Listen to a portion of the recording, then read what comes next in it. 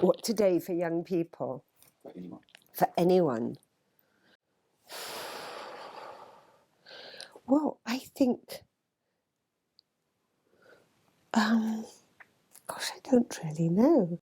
There seems to be jobs that didn't exist when I was young, and that more and more jobs are arriving that I'd never even heard of. I just don't understand how people decide what they want to do nowadays. Well, the job opportunities on offer to whom? That's really the big question. If I answer that question, then we are living in the age that we're actually entering into. The new industrial age that we're entering into is the age of algorithms, the age of biotechnology, and I think that when you think about that, automated services. I think there's a lot of job opportunities.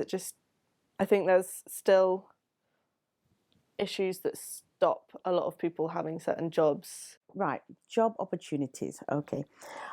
What always makes me laugh with these sort of questions is that they're quite loaded, because opportunities for jobs, as I keep banging on about, inequality, conscious biasness.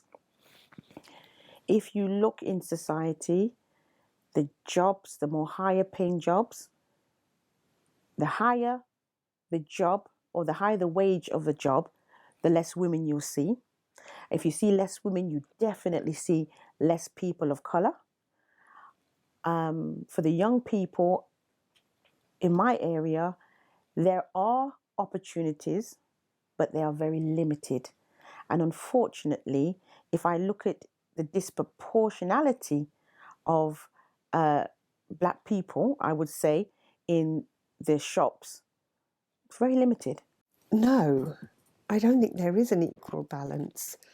I think that people make assumptions about the kind of jobs that, men can do and women can do, and people from different, ethnicities can do. And I think that, women get paid less than men still, how many years? 30 years after the Equal Opportunities Act.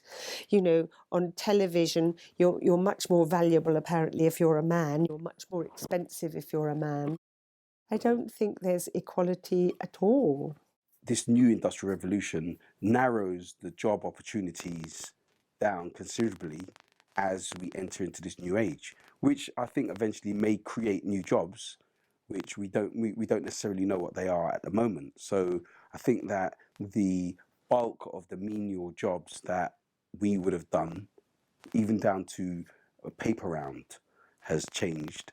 There's self-checkouts, which means that a lot of the jobs that young teens would have got for them to cut their teeth, so to speak, and sort of learn about responsibilities is no longer available in the same way that it was.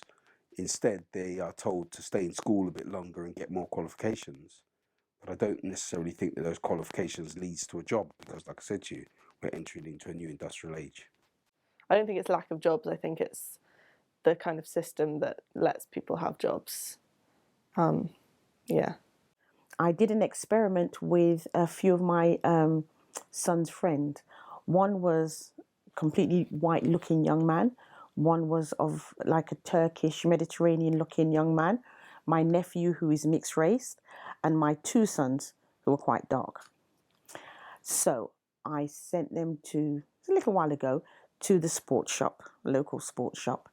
And what we did, we sent in my two boys first, and there was definitely no jobs available. Sent my nephew in, who is mixed race. He said, well, there's nothing going right now. Come back in a couple of weeks' time. We sent the Mediterranean-looking young man in, and the man said, let me take your details and we'll get back to you. Sent our white friend in, and he got the job, and he started on the Saturday. No.